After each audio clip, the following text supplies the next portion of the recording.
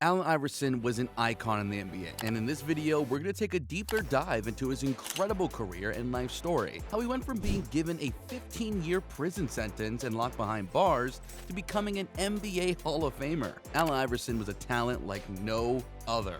Even though we got guys like Stephen Curry and Damian Lillard lighting the NBA up right now with their insane shooting, it was actually Iverson who was really the prototype for today's small guard, big shooter movement. Back in the 90s, in a league that was very much dominated by big men, Iverson stood out by winning a scoring championship and even an NBA MVP award. And his reign as the undisputed leader of the Philadelphia 76ers came when the franchise needed to rebuild. Till this day, only a handful of stars have really left their mark on the league like AI did, from his streetwear to his iconic cornrows and his hard-over-high playing style. He never backed down from an opponent, not even Michael Jordan. He gave millions of fans a reason to cheer whenever he stepped onto the court, and even in the most disappointing losses, he was a shining star throughout it all. Like many basketball players you see today, Iverson's story was the definition of rags to riches. Born in Hampton, Virginia on June 7, 1975, to Ann Iverson, a single mother who was only 15 years old at the time, Iverson struggled in school, and by the 8th grade, he was pretty much ready to drop out. Nevertheless, it was his arrival at Bethel High School that showed that he didn't necessarily need to be book smart. Despite his short frame, he displayed a level of athleticism that sets him apart. He became his high school's football's quarterback, while only being a junior, and helped his school to winning the state championship. At the same time, he became the school basketball's team's starting point guard, and led them to a state basketball championship as well. He was even named the Associated Press High School Player of the Year in both football and basketball. With such a resume, you'd think that a college career would be guaranteed for Allen, regardless of which sport he chose. But nothing really ever came easy for him. Just as he got prepared for this next phase, his life got derailed in a major way. On February 14, 1993, at just 17, Iverson got involved in a fight at a bowling alley. The scuffle was pretty intense, with Iverson being alleged to have thrown a chair that struck a woman in the head. He, along with 3 of his friends, were arrested and sent to jail. He was eventually tried as an adult and was given a 15-year prison term. However, coverage of the entire case eventually led to outrage, leading to Virginia Governor Douglas Wilder granting Iverson clemency after spending just 4 months in jail. And the sentence was eventually overturned on account of insufficient evidence. Despite being released, Iverson didn't get any recruitment from any colleges, even with Division II schools passing on him. But then his mother stepped in with a last-minute save. She went all the way to Georgetown and spoke with the head coach, John Thompson, pleading with him to recruit Allen for the sake of the young man's life. The plea worked, and by the 94-95 season, Allen joined Georgetown. As you can imagine, the decision to recruit Allen was quite a risk, but it didn't take long for Georgetown to start reaping the rewards on that investment. Iverson averaged 23 points, 5 assists, 4 rebounds, and 3 steals in his 2 years as a Hoya, while leading them to a Sweet 16 spot in 1995 and an Elite 8 stop in 1996. That second year, the Hoyas also won the Big East Championship with Iverson as their leading point guard. In 1996, all eyes were on the NBA, in a draft class that included future legends such as Kobe Bryant, Ray Allen, and Steve Nash. Allen Iverson went number 1 overall to the 76ers. At that point, the Sixers needed someone to get them back to the promised land. In his very first game as a Sixer, AI banked 30 points on an efficient 12 of 19 shooting, and in that same rookie year, he had one of the most iconic crossovers of all time. To no one's surprise, he was named Rookie of the Year. However, besides the flash and glory that came along, the Sixers still lost 60 games that season and weren't all that better off. Then in 1997, the team hired legendary coach Larry Brown. AI's second year wasn't all that great. Still, Philly had enough faith that they offered him a 6-year max contract extension worth a total of $71 million. Once again, the bet paid off. In his 3rd season, AI became an all-star, averaging 27 points per game as he won his first scoring title. That season also marked Philly's first trip back to the playoffs in 8 years. Off the court, he's also solidified his status as a cultural icon. His pose for the cover of Slam magazine that year remains one of the most popular in the magazine's history, and his features showed just who he was, a man who, despite having all that fame and fortune, never really changed. Allen Iverson might have been the answer, but he was still Hampton's very own Bubba Chuck, and his authenticity meant a great deal to both the younger generation of NBA fans who understood basketball's impact on the culture, and to the players in the league that was becoming predominantly black. Of course, this didn't necessarily mean that his image was appreciated. To the executives in the NBA, Iverson's street look was a threat to the league's clean corporate image.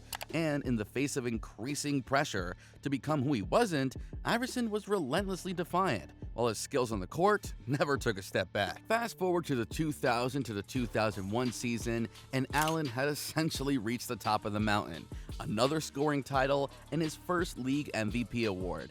Statistically, this was his best year, and it was even more impressive when you consider the fact that he single-handedly dragged Philly to 56 wins and the top seed in the East. When the playoffs came, AI was once again at his best. His Sixers survived back-to-back Game 7s against the Raptors and the Bucks, with him battling through multiple injuries to lead his team to the finals against the defending champion Lakers, led by Kobe and Shaq. Once again, the finals provided an opportunity for Allen to shine, and as you expect, he did, dropping some all-time legendary highlights. The Sixers stole Game 1 against the Lakers, but it all went downhill from there. The Lakers cruised to a 4-1 win, adding another title to their belt. Nevertheless, while the Lakers might have won, the step over on Tyronn Lue by Iverson would go down as one of the most memorable moments of the 2001 finals, and in the history of the NBA in general. When the 2001 to 2002 season came along, Iverson and the Sixers were looking to run it back. Here's the thing though, over the first 5 seasons of his career, he had missed an average of just 6 games a season. And considering the strain he put his body through to get the Sixers to the finals in 01, the start of the 02 season wasn't an easy one. But still, Iverson won the scoring title again in 02. Even though he missed 22 games in total, including the final month of the regular season, which he had to sit out due to a broken hand. The Sixers did make it to the playoffs, but they lost in the first round to the Celtics, with AI shooting just 38% from the field. Following this loss, things really started to unravel for Iverson and the Sixers. Head coach Larry Brown began to turn sour towards his young star, especially criticizing him for his seemingly lack of work ethic. And in true fashion, Allen gave a response that has since gone down in history. In here talking about practice. I mean, listen, we talking about practice. Not a game. We talking about practice. That moment became an instant classic. However, what most people tend to forget while analyzing it is that Iverson was actually going through a lot of emotional hurt at the time. A few months earlier, his best friend Rashad Langford was murdered, and the trial for the man accused of killing him had just opened up a few days before that press conference. AI took that loss, as well as the fact that the disappointing season was largely his fault. But no one really remembered that. The only thing that the media outlets ran with was the whole practice rant. The following season saw an improvement. AI was back to playing 82 games, and he led the league in total minutes and steals while he averaged 28 points and 6 assists as the Sixers went to the playoffs again. Sadly, their journey ended in the second round at the hands of the top-seeded Pistons. Following their loss, Larry Brown's time in Philly was done, and in the next season, things got worse. Iverson missed a bunch of games again, and the team felt kind of dysfunctional as they cycled through coaches and different playing systems. Eventually, the Sixers missed the playoffs that year. Adding to that, in the offseason, Iverson and Team USA went to the Olympics, and they had a pretty bad performance as they couldn't bring home the gold medal, which was a disappointment for the entire country. Not long after that, it was clear that Allen's time in Philly was coming to an end. And midway through the 06 to 07 season, the Sixers cashed in and traded him to Denver, where he teamed up with Carmelo Anthony. That season, the Nuggets lost to the Spurs in the first round, but many were excited about this new pairing and what it could mean. The 07 to 08 season was pretty good for Iverson. He averaged 26 points, 7 assists, and 2 steals for a 50-win Denver team that proved to be better with him on the court. Despite the 50-win season, the Nuggets were only able to reach it for the 8th seed, and in the playoffs, they got swept by the Lakers in the first round. The Nuggets eventually traded Iverson to Detroit for Chauncey Billups at the start of the 08 and 09 season.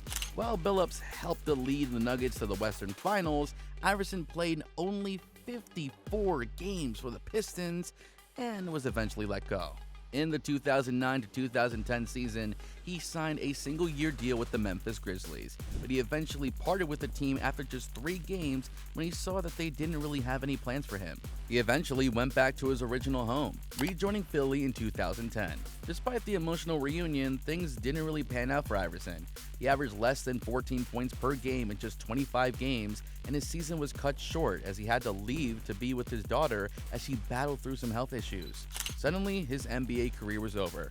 His final game was against Chicago, where he only managed 13 points on his 5 of 13 shooting as the team was blown out by 32 points. He eventually moved on to Turkey, where he signed a deal in 2010. However, a lingering calf injury meant that he was only able to play 10 games. The end of Iverson's career wasn't much better as well.